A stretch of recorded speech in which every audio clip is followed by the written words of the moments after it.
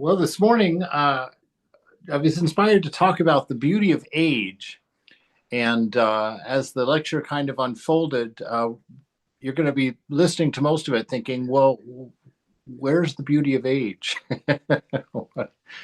Where is that coming in? Because in order to see something like the beauty of age, we've got to undo a lot of wrong thinking. We have to allow ourselves to kind of slip into an inspired state of thinking about ourselves, about what we are. And from that will come this clearer picture of who we are, because most of our struggle in life comes from the fact that we don't know who we are. It's like when you go out on that first date with somebody and you don't know who they are, and you're just racking your brain the whole time, hoping that you made a good choice, and hopefully that they can get the food they want at the restaurant you chose. And it's nerve-wracking, right? Because you don't know the other person, and you're trying to align with them, trying to get to know them, trying to help them have a good time with you. That's from an old-fashioned male perspective, anyway. And so it is with ourselves that we live this life, and we are our own date. And the trouble is it's a terribly long first date. And we're terribly uncomfortable with it because we haven't figured out who we are. We haven't figured out what we are. And consequently, because we don't know what we are, we don't know what we like. We don't know what's good for us. We don't know what we want to do, how to have a fulfilling first date with this body mind, as it were. And just to give a demonstration of kind of how far off the mark we get, I'm going to read two paragraphs from Karma Yogi here by Swami Vivekananda. He says, in the external world, the idea of law is the same as in the internal. The expectation that a particular phenomena will be followed by another, and that the series will repeat itself. Really speaking, therefore, law does not actually exist in nature. This is going to get interesting. Hold on here for a minute. Practically, it is an error to say that gravitation exists in the earth, or that there is any law existing objectively anywhere in nature. Law is the method, the manner in which our mind grasps a series of phenomena. It is all in the mind. Certain phenomena happening one after another or together, and followed by the conviction of the regularity of their recurrence, thus enabling our minds to grasp the method of the whole series, to constitute what we call law. Right, so he's saying that law is not actually something that exists outside that we discovered, but rather that it is a tool of the mind projected onto the external world in order to give us the ability to understand it or to work with it. Sri Nisargadatta Maharaj, in his book, I Am That, he says that which you call causation is really just a matter of repetition. Right? He says you do this once and that happens, and you do it again and the same thing seems to happen.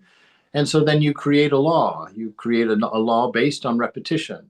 But the law belongs to your mind. It doesn't actually belong to the phenomena itself. And so in this world, we're constantly making up the world in bite-sized pieces so that the mind can manage it. Right? We've talked in the past that there's basically three triads. And the more I think about the three triads, I think there are three ways of saying the same triad, but they're helpful. These are tools that the mind has inherent in it that it projects on the external world so that we can digest it, so that we can work with it. Because the world, as it truly is one without a second. And if the world is one without a second, there's nothing to be done because there's no one to do it. There's nothing separate from the self, so there's no object to work on by the subject, right? And so the world can't be, I mean, you basically are in samadhi. If you know the world, if you know things as they are, you are outside of time. You are outside of happening. You're outside of everything but isness. And that is our natural realm. That is where our fulfillment is. That's where our ecstasy is. In this world, as it is, we've created a dream entity of ourself. We've created the thought of ourself. We've placed it in our mind with all of the other thoughts, because the world we live in is a world of thoughts, really just occurring in our mind. We've talked about that at length. And so we live in a world that's created by the mind by applying its tools to the reality. What are its tools? Well, of course, there's the senses. So as we've mentioned before, that the first mistake that we make is by assuming that our senses are true and complete, right? And so in this world, we're seeing God and God alone. But our mind is breaking God into 5 distinct pieces immediately in order to get the information, because it only has 5 methods of getting any information about it. Your taste, hearing, touching, smelling, and seeing. And so immediately you break the singularity into 5 smaller pieces that you can then digest. You can bring it into the mind. Well, now you're working with an untruth. You're no longer working with one without a second. You're now working on 5 disparate pieces. And so the mind is getting constant flows of information from these 5 sources about this singularity. It's arranging it in your mind. You're holding on to these things in your mind and creating relationship with these things. And so to do that, the mind is using its 3 triads: time, space, causation, right? It takes these 5 pieces and breaks them out over a linear time, which also is a second lie, because life happens in a point. It does not happen on a line, right? There is no past, present, and future. There is no time, space, causation. There is no subject, object, verb. Those are the 3 triads. And in reality, they aren't there. They're methods of the mind to take apart the singularity, to make room for us as a second.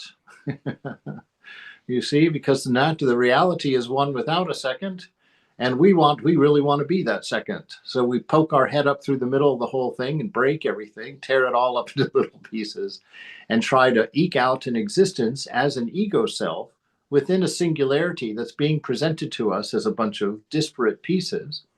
And our mind is applying its rules and its laws that it's figured out through observation over our life to help us to continue to make sense of this, right?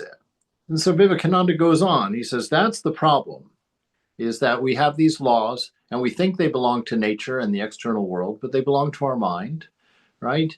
And we think that we're looking at an external world, but really we're looking at symbols of the external world that are being presented to us by mind, right? We've talked about that. I won't bore you by that demonstration again, but I'll remind you, what you see stops at the back of your eye.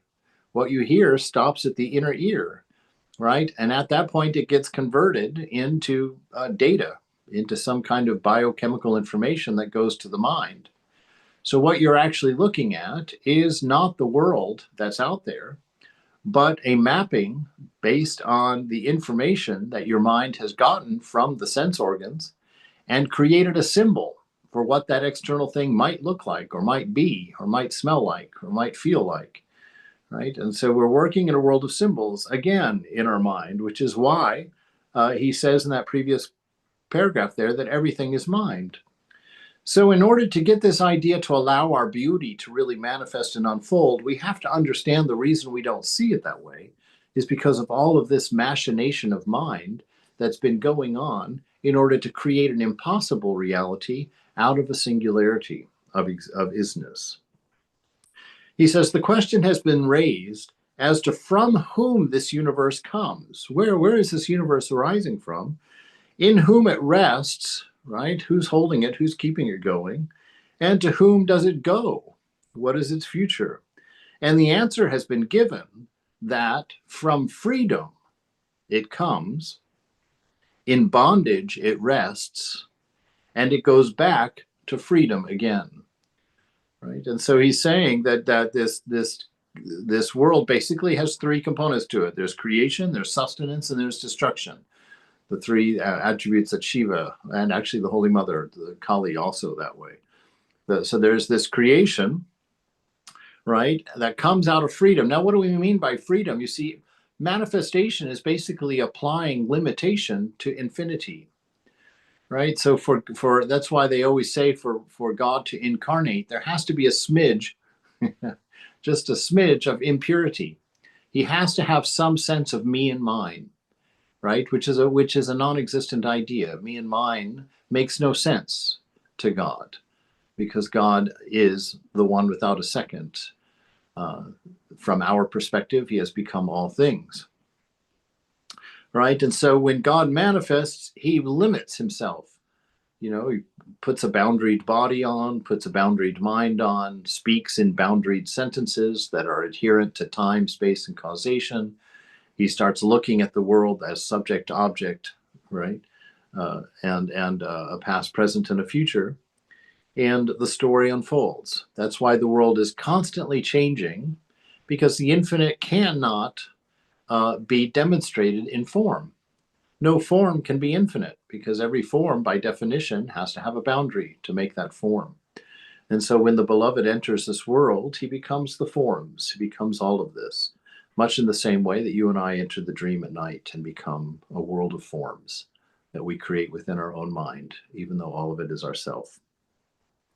So from freedom it comes, in bondage it rests, and then it returns to that freedom. And this is one of the aspects of the beauty of age, is that it promises this return to our freedom, ultimately. So when we speak of man as no other than that infinite being, which is manifesting itself, we mean that only one very small part thereof is man. The body and this mind, which we see, are only one part of the whole, only a tiny spot of an infinite being. The whole universe is only one speck of the infinite being. And all of our laws, our bondages, our joys and our sorrows, our happinesses and our expectations are only within this small, tiny little universe. All our progression and digression are all within its little compass. So you see how childish it is to expect a continuation of this universe, the creation of our minds, and to expect to go to heaven, which after all must mean only a repetition of this world that we know. You see that at once that this is an impossible and childish desire, and to make the whole of infinite existence conform to the limited and conditioned existence which we know, right? It's impossible. So this is why life is so confusing to us. We are doing the impossible thing. We are stretching God out over time, which is non-existent, right? We're making him separate from ourselves, which is unreal. We're applying laws based on repetition to the whole and making the rest of it conform to those seeming laws, right? And we're doing all of this in a mind, a world of constantly changing thought. And we're stuck. We don't know how to get out. We don't know what's going on. It never seems to make sense. We're always asking questions like, how can bad things happen to good people? How is it that I can escape this noisy mind? How can I be one without a second when I'm so clearly one among many, right? All these questions we go running about, believing that they're sources to be true. And in the midst of that, having no idea what the answers are, we're trying to be happy. We're trying to find a contentment, a stability in a world where everything is constantly changing. Paul in the book of Romans gives a nice word to it. He says, I have a desire to do what is good, but I can't carry it out. For I do not do the good that I want to do, but the evil that I do not want to do, this I keep doing. Right? It's all of our frustrations. We're all trying to constantly improve, constantly do the right thing. And yet we find ourselves continually repeating old habits, going through old cycles again and again and again. Sometimes even there's a point in spiritual life where you're even aware that you're doing it and simultaneously aware that you don't want to be doing it. And yet sitting in this ignorant space where you're not really dealing with that truth, you're basically trying to ignore it. You're living in ignorance. You're trying to push that idea out of your head, because even though your heart is given to the beloved, your senses are still calling for their pleasures and offering you their wares, and you're not totally sure that you're ready to go that direction. And so we sit trapped in this middle, going back and forth. And it's all based on this constant narrative we talked. Oh, that was Santa Barbara. Uh, Sorry about that. That this talk on this idea that ego is story, right? It's basically taking God, placing him on the timeline, giving him a past, present, and future, giving him a time, space, and causation, and creating a narrative. And our mind is always going on about that narrative. So we see Paul's stuck. He can't seem to fit in or to control things or to make things as he feels like they should be. He's just constantly caught in this loop of habitual thinking. And so, how does this happen? There's a book called The Happiness Hypothesis by Dr. Esselstyn, and she does some fantastic research in there.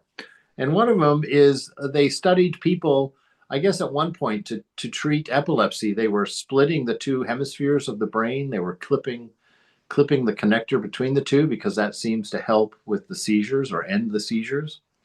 And when they were doing that, they started doing some studies about the brain on these people. And here's a fascinating study that they did. The one who did the study, his name is Gazaniga, yeah.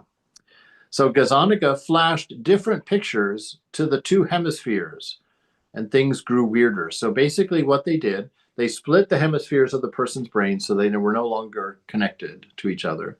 They placed a divider down the front middle of the person's face so that their left eye would see something and their right eye would see something different, right? And we all know that the right side of the body is wired to the left side of the brain, and the left side of the body is wired to the right side of the brain. And so doing this experiment, they're trying to figure out what happens to these people when those left and right sides are no longer communicating because they've cut the connector between them. And so he's basically showing them two different things to both their eyes differently. He flashes a picture of a chicken claw on the right-hand side and a picture of a house and a car covered in snow on the left-hand side. The patient was then shown an array of pictures and was asked to point to the one that goes with what he had seen. The patient's right hand pointed to the picture of the chicken claw, right? Because that is what the left eye saw going to the right-hand side of the brain. So he pointed to the chicken claw, but the left hand pointed to a snow shovel because he had seen the house and car in snow, right? When the patient was asked to explain these two responses, right? Because the interesting thing is that because the two sides of the brain are not connected, they can't communicate. So this side really believes it saw a chicken claw, and this side really believes it saw a snowy car, and they don't have any idea what the other side saw or that there is another side to see something differently, right? So the patient was asked to explain his two responses. He did not say, I have no idea why my left hand is pointing to a shovel. It must be something you showed my right brain, right? He's not saying that at all. Instead, the left hemisphere instantly made up a plausible story. The patient said without any hesitation, oh, that's easy. The chicken claw goes with the chicken, and you need a shovel to clean out the chicken shed. That must be why I pointed those two things out. You see, so there's a section in the left hemisphere of our brain that keeps an ongoing commentary. Gazinga refers to the language centers on the left side of the brain as the interpreter module, whose job is to give a running commentary on whatever the self is doing, even though the module has no access to the real causes or the real motivations for the behavior. The interpreter module is good at making up explanations, but not knowing that it has done so or how it has done so.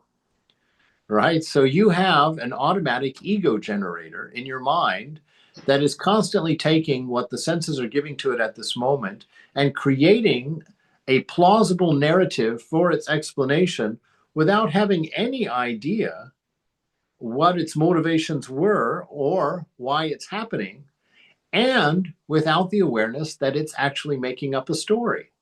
It's just simply doing what that part of the brain does.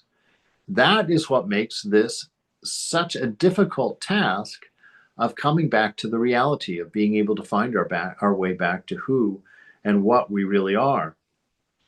right? Sri Nisargadatta makes a wonderful, very clear discussion about this idea in his book, I Am That. And he talks about this idea that of this storied section, the what does she call it? The interpreter module in our mind that's constantly going on with this story. And he says that the reality, as we know it, is just the moment. Right? This is one of the most powerful tools in spiritual life, to me anyway, is to remember that this moment is all we have ever experienced. Our mind has created a past from it, but that is a creation of mind. It is a projection. And our mind does the same with the future, creates a future based on our desires, our plans to bring them into the moment, right? And from that, it creates a story of cause and effect. Because this happened, then this happened. And that little interpreter module of your mind is constantly explaining the world to you, which is why in meditation, we're trying to go to silent mind. We're trying to shut down that interpreter mode, which is ignorant, is just going on making up a story for as plausible as it can come up with, but having no idea why or what it is talking about. So we're trying to silence that, because that's the module that's constantly trying to tell you that you're a body and a mind. That interpreter module is the thing that's constantly telling you that the body's desires are your desires, and that it's in your best interest to follow your desires, which are actually body desires, right? And it tells you the story of what you need, tells you the stories of what's missing. I need more syrup on my pancakes, right? Oh, no, I don't want that syrup. I want the other syrup. And so it's constantly coming up with these stories. And the thing about them is that they engage you. You run and get the different syrup. You know, you're always running about, taking care of the needs of the body and the needs of the mind, because the interpreter module has convinced you that they are your own and that those are your desires and your needs. And so you happily enslave yourself to something that has nothing to do with you, right? But actually, you're doing all of this in a mind. So all you're doing is tying yourself up in a loop of thinking that has nothing to do with you. Nothing at all to do with you. So this past and future idea has to go. This is why we bring ourselves into the moment. The moment is where we have all of the power in the universe to create, sustain, or destroy. We can do anything in the moment. It can be anything to us. Right? And our mind is going to be constantly working against that. Our studier goes on and says, our brains, like rat brains, are wired so that food and sex give us little bursts of dopamine, the neurotransmitter that is the brain's way of making us enjoy the activities that are good for the survival of our genes, right? An emotionally intelligent person, this is what we want to become, apparently, an emotionally intelligent person has a skilled rider who knows how to distract and coax the elephant of the mind without having to engage in a direct contest of wills, right? Now, it's very interesting. All of this stuff that we are reading here is out of a scientific journal about a scientific study that was done by this person, Gazaniga. And I find it fascinating in some of the ways that they talk about these things, in the sense that, there, if I can find these little places where it says that. When he was describing earlier, if you remember, that there's the left side of the brain, this interpreter module, whose job it is to give a running commentary on whatever the self is doing. So isn't that fascinating that in a scientific journal, you've got a section of the mind whose sole purpose is to explain to you what the self, apparently something separate from the interpreter module, that the self, that this interpreter module is also part of the witness, just watching the self and giving you a constant running commentary on what it's doing, right? Without the knowledge of who it is. And then even this here, this idea of that an intelligent person, an emotionally intelligent person, is a skilled rider. Okay, R-I-D-E-R, a skilled rider.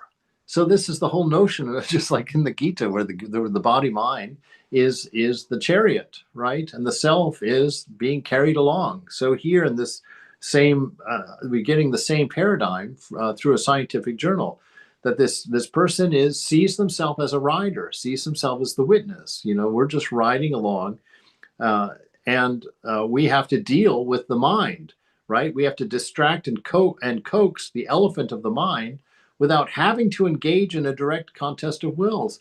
You see, so even they're emphasizing and showing that distinction between observer, between witness, the self, and mind, and the apparent relationship between them. And that to be intelligent, we have to understand we don't argue with mind, right? We don't argue with mind. Why? Because it's irrelevant what the mind is up to at the end of the day. It's irrelevant. We don't have to make sense of it, right? You don't have to calm the mind. What do you have to do? You have to know that you are not the mind, right? By remember that you are observing this one without a second and seeing it broken up. And so you want to silence that section of the mind that's explaining everything to you and telling you how it is. And you want to touch a moment of silence, not just an absence of sound, not just an absence of thought, but enter into that inner silence, right? That inner silence, which is profound and deep. It's the silence of potential, of an infinite potential, of everything everywhere now, right? And in that silence, when you sit there, you know who you are. When the mind finally shuts up for a second and lets you be, instead of telling you what to be and what you are. And so by doing this automatic process of the mind telling you all of these things about everything, it says this automatic process is continually check, am I not thinking about the white bear? As an act of monitoring for the absence of the thought, introduces the thought. The person must try even harder to divert their consciousness. So you see, this is why the emotionally intelligent person doesn't try to go into the mind and use the mind to calm the mind, right?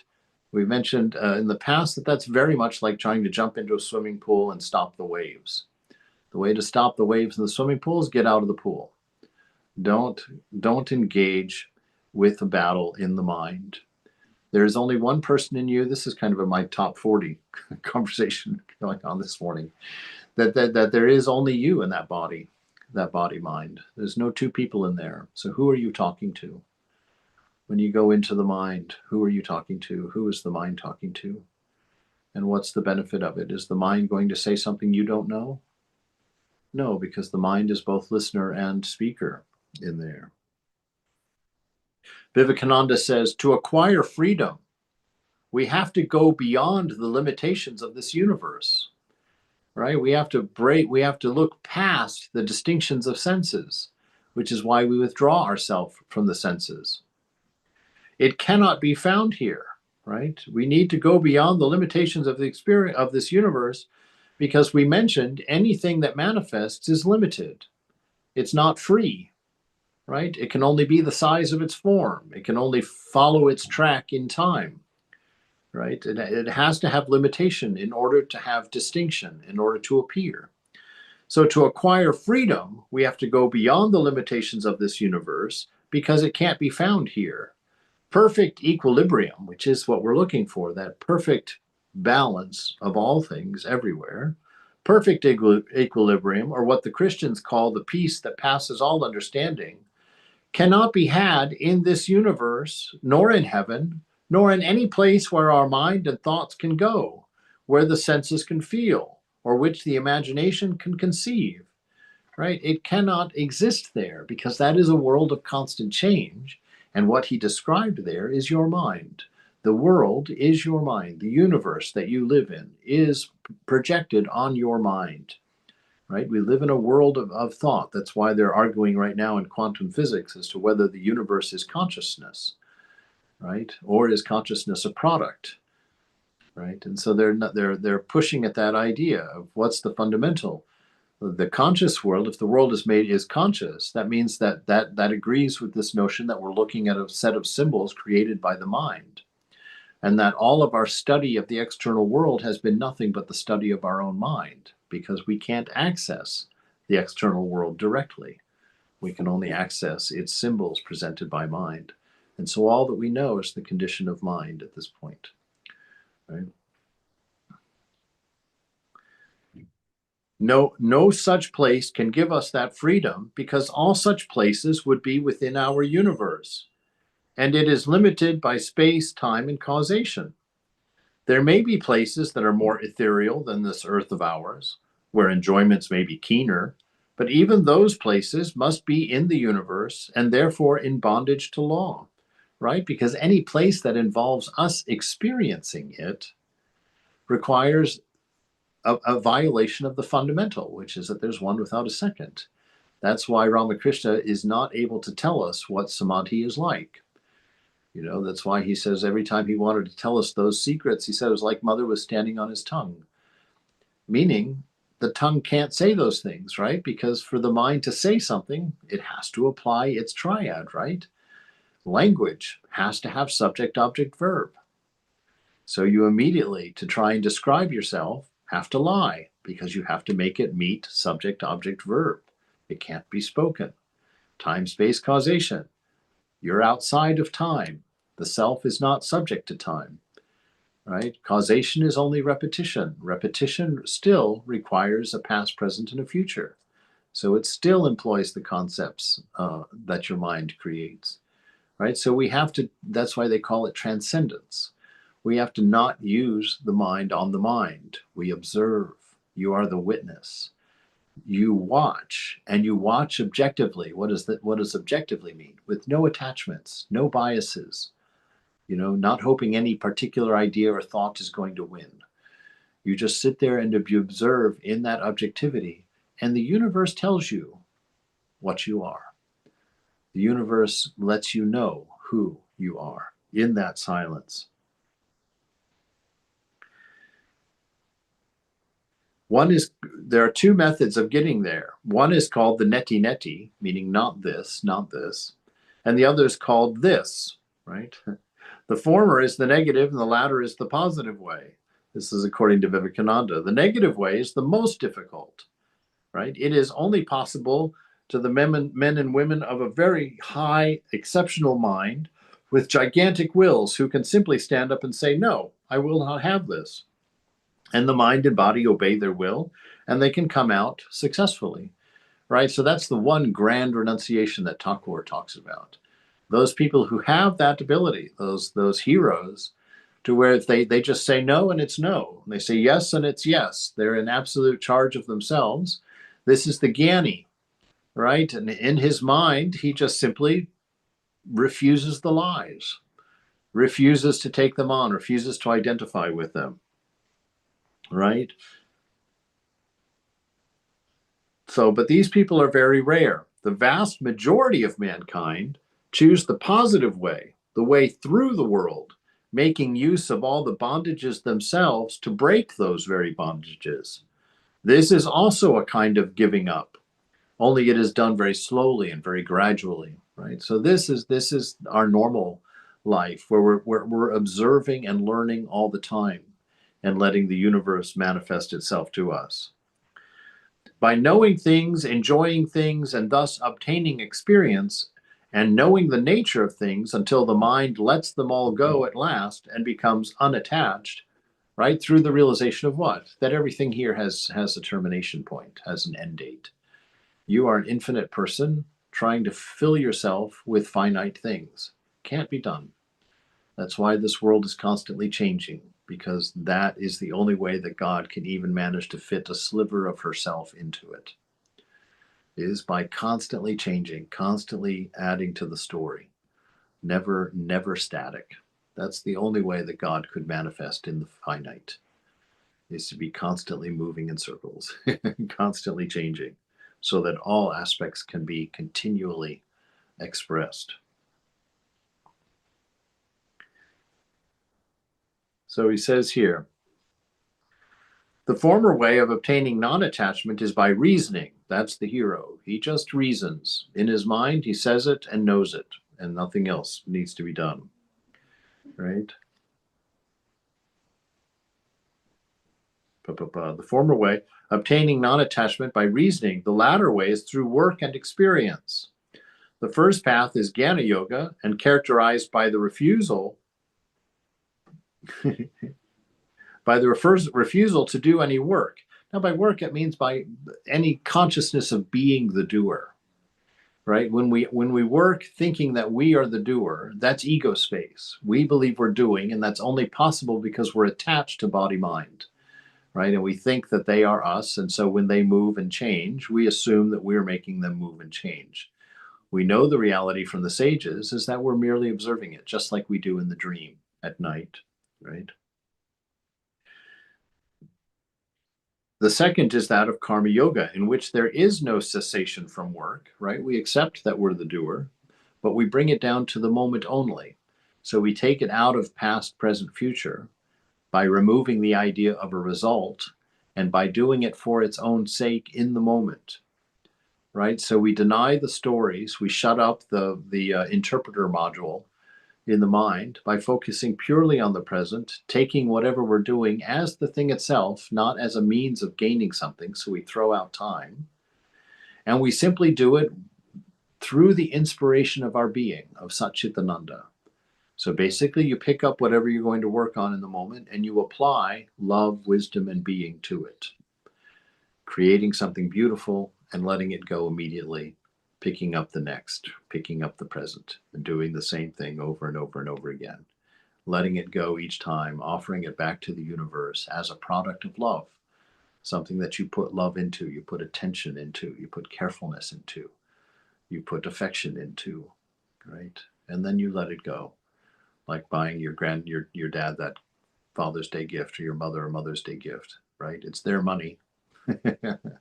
So why didn't they just go buy it themselves? Because they gave you the money, just like God gives you your existence. And now you take that existence and you apply your love to it.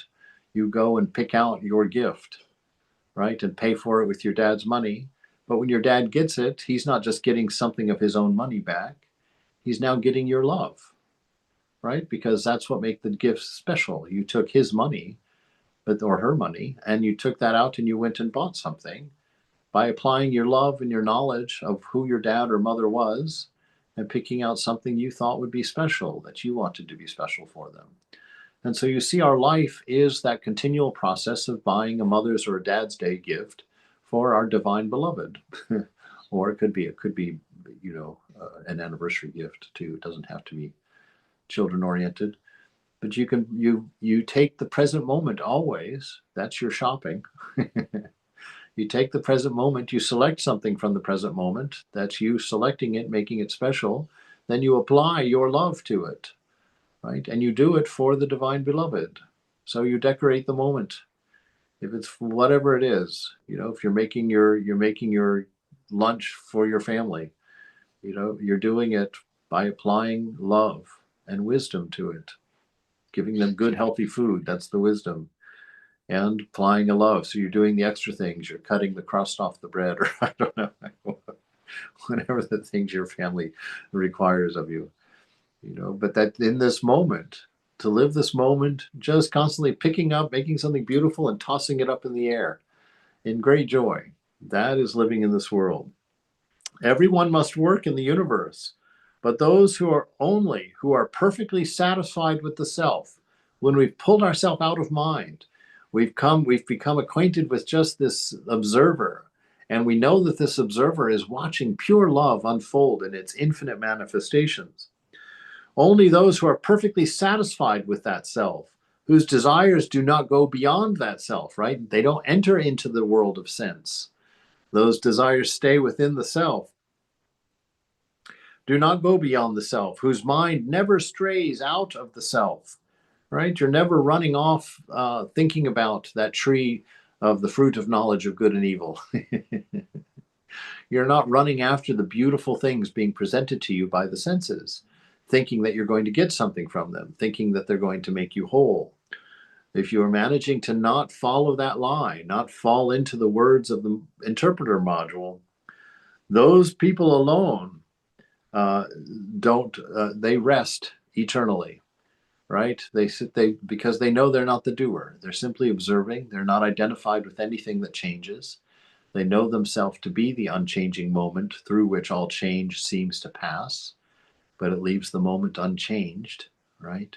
All it does is change the projected futures of the mind. Nothing real changes in that, right? And so all of this is done, all of this comes really through a wonderful grace. We started with St. Paul praying and lamenting the fact that he tries to change, he tries to do his best, but he keeps finding himself being the same old, and not getting past it. So in Corinthians, he's writing a letter to the church there, and he says to them that he has this problem, this vice of his. He doesn't mention what the vice is, but he can't get rid of it. It's been there forever. He says, 3 times I pleaded with the Lord to take it away from me. But he said to me, my grace is sufficient for you, for my power is made perfect in weakness. Therefore, I will boast all the more gladly about my weaknesses, so that Christ's power may rest on me. That is why, for Christ's sake, I delight in weakness, in insults, in hardships, in persecutions, in difficulties. For when I am weak, then I am strong. And so, what is he saying there, right? What in the world does he mean? Weakness as an ideal? How can that be? Well, we know that the one uh, aim or object of every religion is the death of egoism, this separate sense of self, right? And from the ego perspective, that's weakness. And that's what we want destroyed. That's what we want broken. And we want to be weak in the sense that we don't depend on egoism. We don't depend on ourself as the doer to go, right? But that we keep this observer, this witness aspect going at all times. We never forget the presence of God and the awareness that God is all of this. And so anything that breaks down our ego, anything that offends our ego, we love that. Right? Because again, in Paul's words, he says, it is no longer I who live, but Christ who lives in me. Right? So it's that beautiful spirit, Satchit Ananda, that is expressing within you. And you don't have to think or plan or cognate that. That's who you are. If you shut up inside, if you can break the story of who you are, then that which is really you, that pure and abiding love, that deep and infinite wisdom, your sense of profound being, that will act in the world. That will manifest in the world. And it will manifest perfectly. Anything motivated by an unconditioned love always hits the target. Your moment will always be perfect.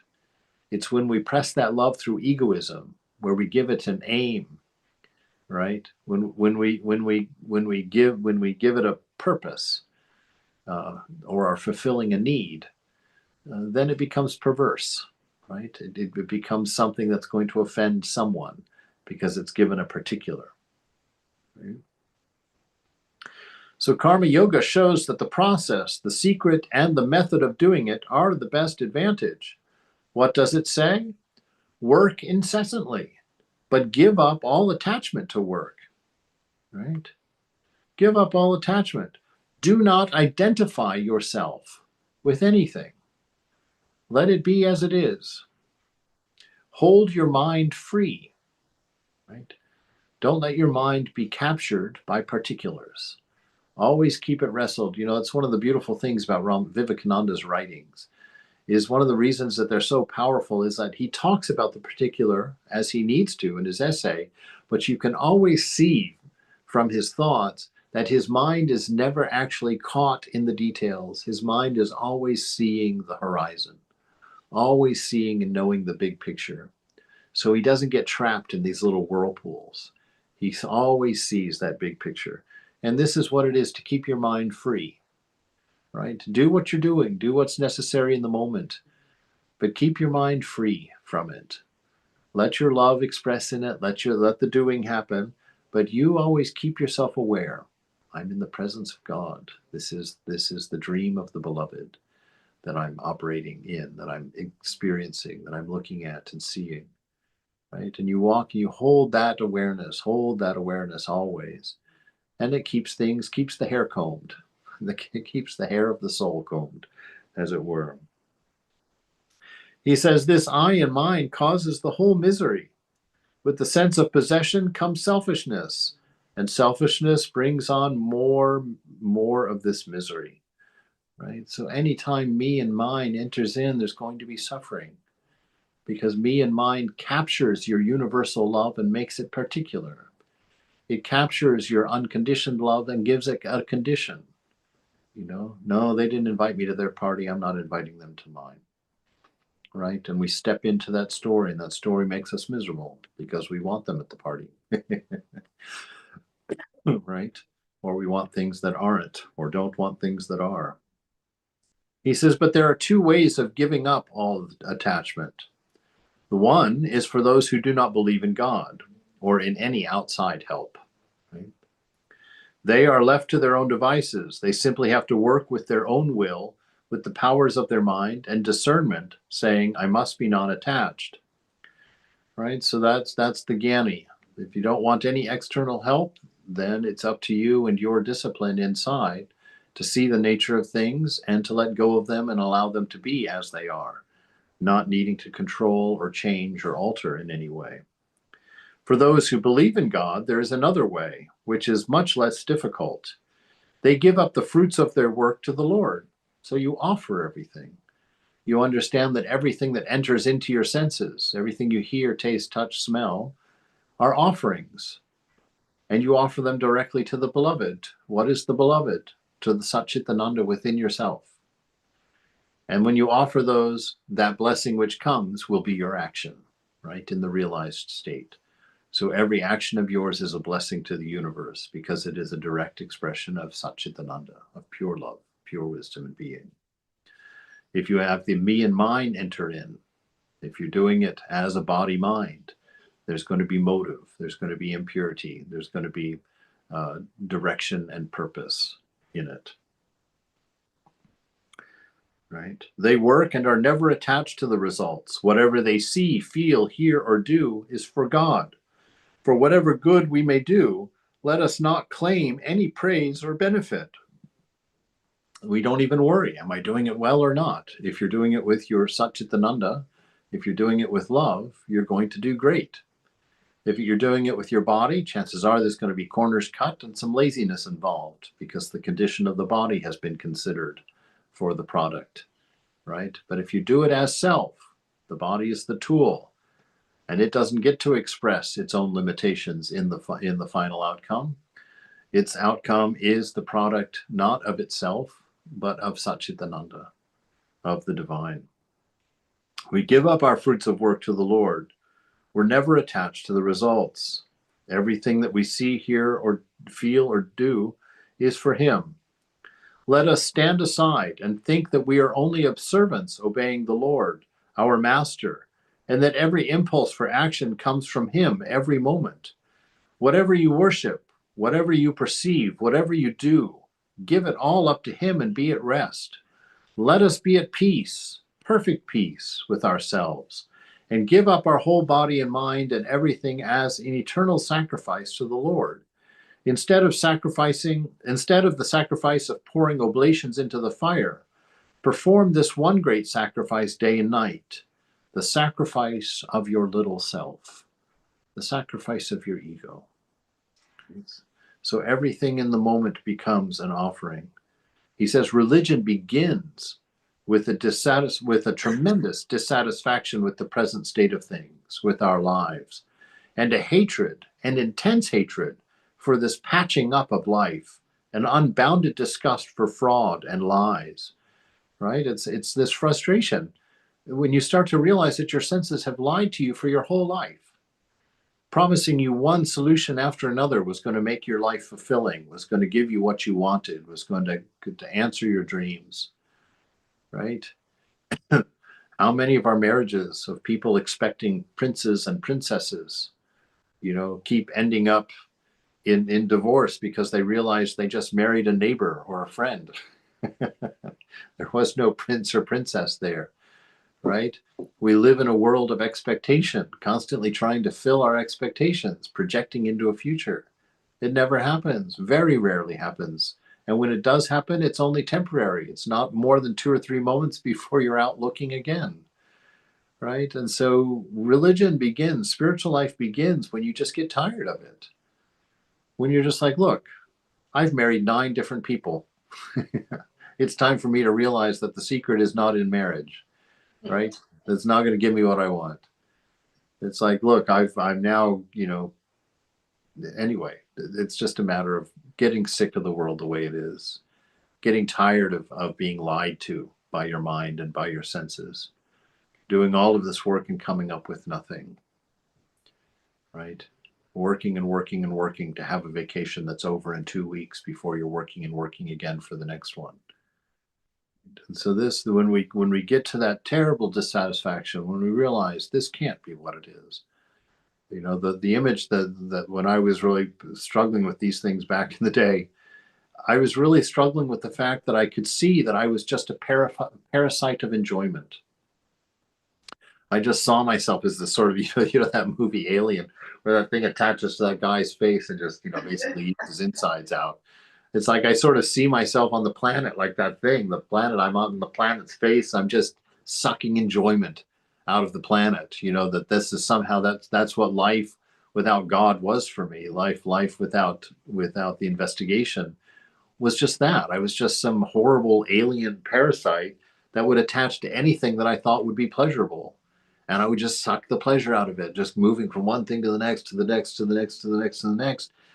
And just one night I was walking home from that, and I just thought to myself, this is not sustainable. I'm not going to be able to do this as a 90-year-old man, right? And if I train myself in my youth to go running after all these things that I'm not going to be able to run after when I'm 60, 70, or 80, what condition will I be in? Unable to reach all of the things that I've trained myself to desire and that I've trained myself for their fulfillment. Where will I be? How will I get them in the nursing home? Or will I lay there in misery and bitterness? You see, this is the thing. And so when we place our life out on a timeline, we get worried about those things. We get concerned about those things, and we fall into them more and more as the narrative of our ego spins us out trying to give answers from a finite world that can't give us answers. And at the time we get disgusted, we sit down and we shut up for a moment. And in grace, Mother gives us a little zing, a little bit of realization, a little bit of understanding. We're like, oh, when we have an aha moment, like, I get it. And it brings us into the moment. And we start to realize we always live in the moment. Why am I constantly worried about the past, getting all full of resentment and anger about things that have happened? And why am I living in the future where I'm getting all anxious about what's coming and whether I'll be able to do it and whether it will work out well or not? When will I learn to be right here, right now, and to be aware of the love that is the energy in my body? When will I become aware of the freedom of mind, that I'm not trapped in a thought cycle, that I can disengage from the mind at any time? When we start discovering a nature inside, when we begin to realize that we're looking for love because we are love. It's the nature of love to love. That's why we're always looking for things to love, whether it's our perfect seashell on the beach or a perfect husband at the club, or whether it's a perfect God in a church. We go around looking for this divine reality, never accepting the fact that we already have it. We always go looking for happiness by making the assumption we don't have it. And in that assumption, we suffer. And we can't find our happiness because we've assumed we don't have it. And so we continuously look for something that we already own, something that we already are. When the temptation came to him to give up his search after truth, to go back to the world and to live the old life of fraud, calling things by wrong names, telling lies to oneself and to everybody, he, the giant, conquered and said, "Death is better than a vegetating, ignorant life. It is better to die on the battlefield than to live a life of defeat." This is the basis of religion. When a man takes his stand, he is on the way to find the truth. He is on the way to God. The determination must be the first impulse toward becoming religious. I will hew out a way for myself. I will know the truth, or I will give up my life in the attempt. For on this side is nothing. It's gone. It is vanishing every day. The beautiful, the hopeful, young person of today is the veteran of tomorrow. Hopes and joys and pleasures will die like blossoms with tomorrow's frost. That is one side.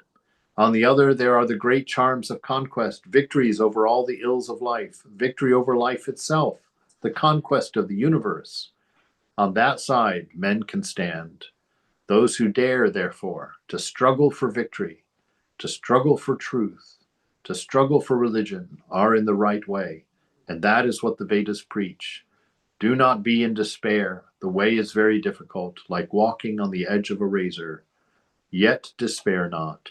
Arise, awake, and find the ideal, the very goal of being. Right. I thought I saw something in the comments there. Let me see what that was. The chat. Can you talk more about being a skilled writer? To make decisions about what is best. Yeah, there's see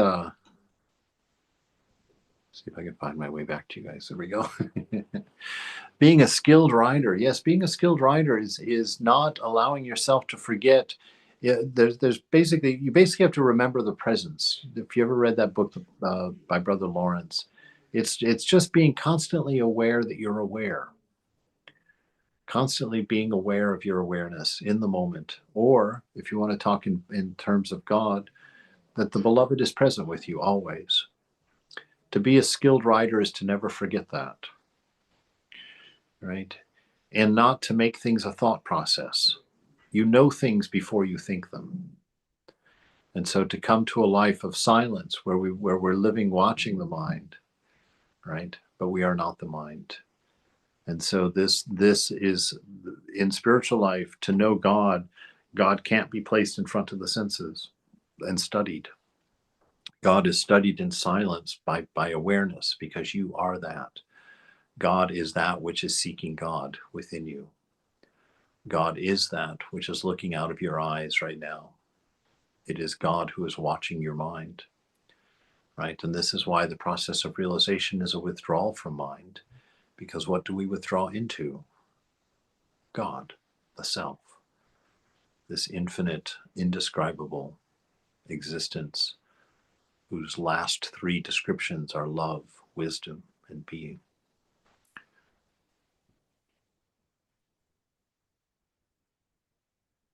Did that get anywhere near an answer?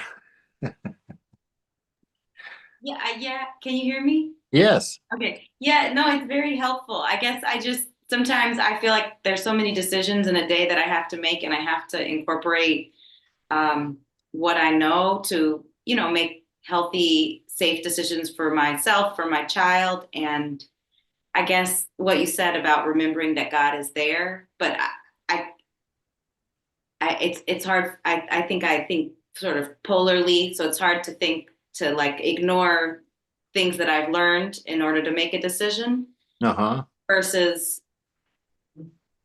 it's like I feel like, oh, I can't totally step back from the mind, or I might do something that's not, life affirming for the people that I am responsible for. Yeah, Does that see, make that's sense? that fear would be a lie. Okay. Ego could make that mistake, because Hmm. ego thinks about things in their partial state, the little things that it knows about, trinkets. But your nature is God, is love, wisdom, and being. And without, if it's not done through a calculated way, you don't sit there and think about boop, boop, boop, boop, boop, boop, boop.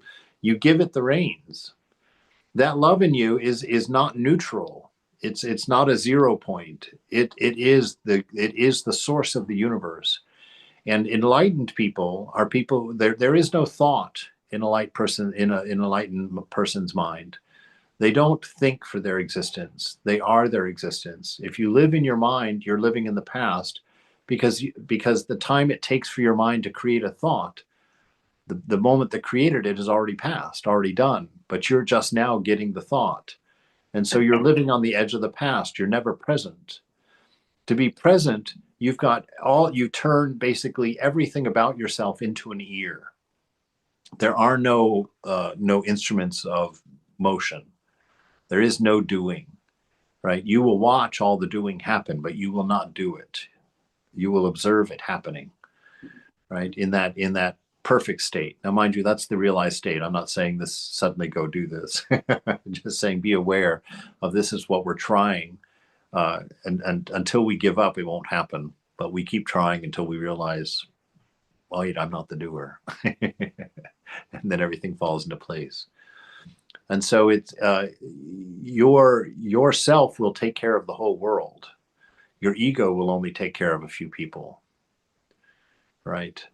The self, the ego involved person only dies when someone they know goes or gets hurt, right? But the enlightened person can weep for a complete stranger dying and going or not being well, because that particularization's not there. And so through our practice, we let go of our particularization, and we would take care of our child.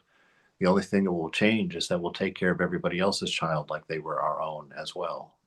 And so it will broaden that. The ego, the sense of self that is the doer, will always narrow it down and ultimately get tired of doing it. Right? But the self never gets tired. Your self has been in meditation for thousands of years, watching you live one life after another. It's outside of time, so it's not bored. It's not concerned about what's coming and what's not coming. It's enjoying your realization right now, right? Enjoying your realization right now. And that's really how I choose to see practice. Practice is allowing yourself to assume you're already realized, allowing yourself to assume that you are covered in grace, that you are ever free and ever pure and ever blissful, to give yourself permission to understand there's nothing that needs to be done. You are that. And to sit in that pool of love that forms in the heart when you think of things that you love, and then abstract that love from its objects and exist in it. Sit in that pool of love in the heart and let life happen. And you'll be surprised that it does. It just feels so hard because it's like I still am in charge of things, and I hear all you're saying, but I just also have to take in information and then like make the best decision for all these people. Like, how do I know if I'm making the right decision, I guess? Well, that's a narrative, that's a story that you've attached to, that you believe to be true. But the fact is that you will do what's best for that person because they are you. And in your true self, you know that. And you will spontaneously do the right thing if you allow yourself to spontaneously do the right thing. If you take it out of the mind and allow yourself to do it in the moment. And at that point, being aware of the presence is being aware of God's doership in you. And, that's not for you to judge. You don't ask, am I doing the right thing? You assume you're doing the right thing because it's God working through you. You've given it to the beloved.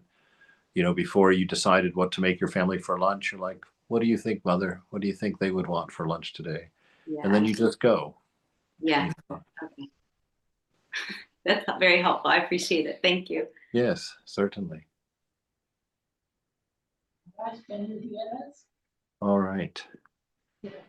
Swami, Balakrishna has a question. Yes, Balakrishna. Can you hear Oh, I don't us? have it. I have a couple of things. I just wanted to ask, number one, while you are talking about the karma yoga, you said the people who doesn't believe, and then you jnana. Yes, that was Vivekananda was saying that basically, I mean, what's that? I'm not getting much of your question. I'm getting kind of a lot of feedback, actually. But so you're saying that you're referencing the part where he says that, the heroic just make one decision and that's the Gyani, and the path of karma is those who go through work and experience. Is that what you're referencing? Yeah, said that who doesn't believe in God, break it to a jnani. Right. Yeah. So I'm not able to, take the under even the jnani has to believe in God, whether he believes in external or internal God. Right. Well, it's not the matter of external or internal. It's a matter of personal and impersonal. A jnani believes in an impersonal God that has no interest in what he as an individual is doing. Right? Because God is impersonal, and the karma yogi or the bhakta, practices with a personal God, a God that's in relationship with him and will help him in his efforts and his journey. Whereas the jnani is doing it on his own in the presence of a universe, but a universe that has no vested interest in him. And so he doesn't take any quote external help, right? I'll do this myself. I'll do this with myself since I am all there is. And so that's for the jnani, and he doesn't require a personal God or even want a personal God. For the bhakta or the karma yogi, we have a personal God, and yes, that's a personal choice of ours, but God responds to that. The universe responds to that. And even though the universe is not separate from us, if we believe it to be separate from us, it will manifest itself to us as separate, and that will include a personal God. So Ramakrishna came to know the truth of one without a second, that there is no God separate from himself. And yet he had visions of Kali and Durga and Jesus and Buddha and Rama, so he saw all the particulars also, because God does that. If you think yourself separate, he'll approach you as separate until you know that you're one. And when he appears to you, he will always appear as a manifestation of your highest ideal of love. Right. So we can say that Ramakrishna, both in transcendental God, he believed in both. Yes, yeah. Ramakrishna, yes.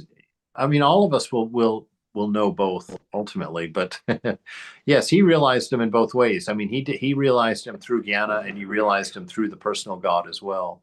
That's when he tried all the different world religions and found each one took him to realization. And so, so that's why he found all the paths are true, even though the paths are ignorant, right? Because all paths are dualistic, right? So the paths are not the thing itself. It's not being a Christian that's important, or being a Muslim that's important, or being a Hindu that's important. It's being that is important, right? And then you learn what Buddhism was teaching you, what Hinduism was pointing to, what Christianity was begging you to know, becomes your own. Religions and paths are merely means. Successful means that people have found the truth or found their freedom through those paths, and so we keep practicing them. We keep holding on to them and propagating them,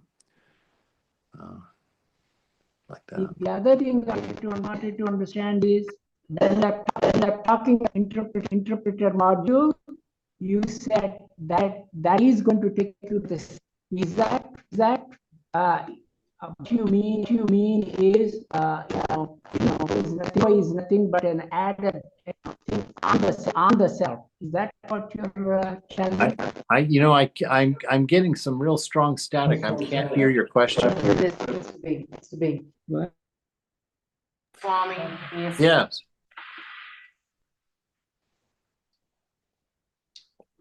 Uh-oh. You hear us now? It's still doing the static thing.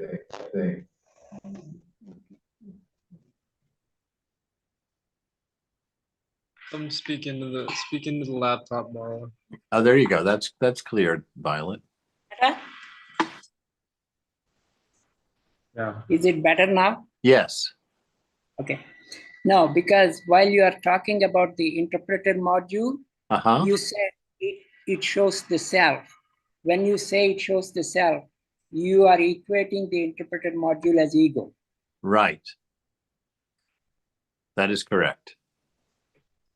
The third thing is, you said do not go into the mind.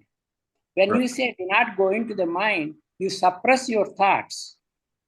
That is suppressing by force?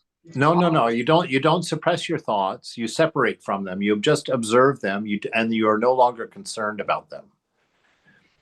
So you let the thoughts come and go. You don't pay attention. You don't attach or detach. You just let them come into the moment and leave the moment, and be unconcerned about what they are about.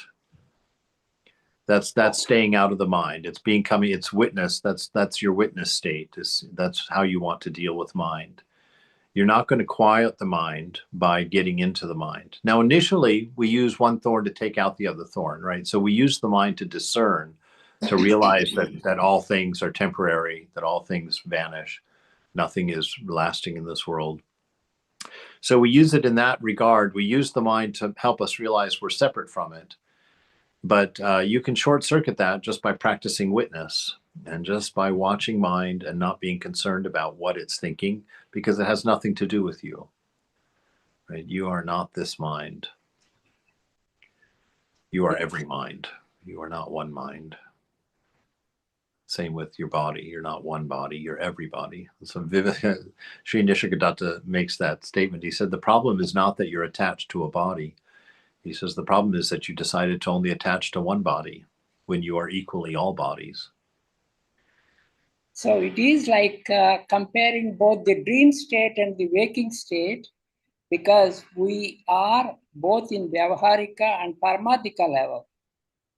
Well, yes. I mean, waking, the two states, it's interesting because, we call them, in Vedanta, we call them the dream state and the waking state. But Sri Nisargadatta, he calls it the waking dream state and the dream state. So he says the waking state is equally a dream.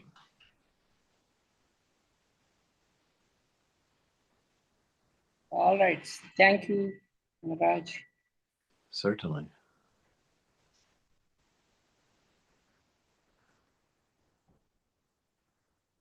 All right. Beautiful. Go forward.